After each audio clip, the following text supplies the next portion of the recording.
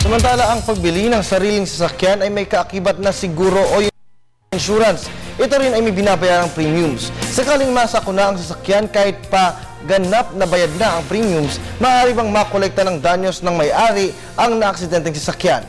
Yan ang sasagutin ni Atty. JJ Atienza sa Bisig ng Batas.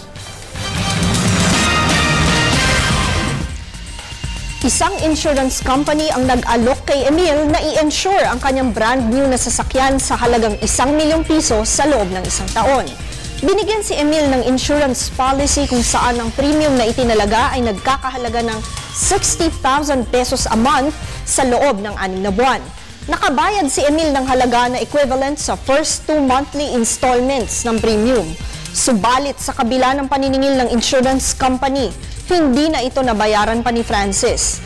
4 na buwan matapos maisyuhan ng insurance policy, na aksidente ang kotse ni Emil at sinasabing ito raw ay isa ng total wreck.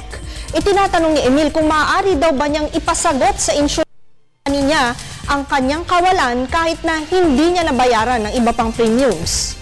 Emil, maaari ka pa rin mag-claim sa insurance ng kotse mo.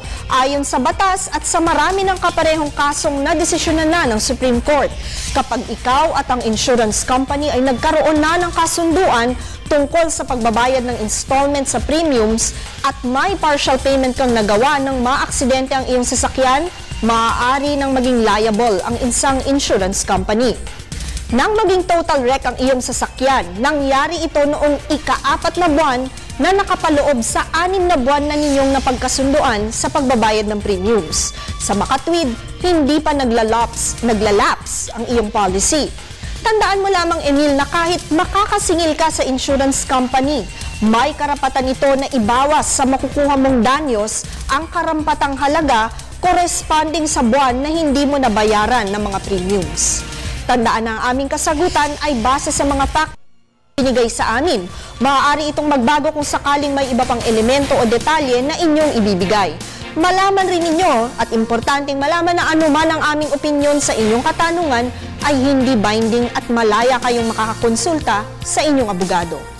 Salamat po sa patuloy ninyong pagtangkilik sa Telebisyon ng Bayan. Mag-email lamang po sa ptv4newscenter@gmail.com.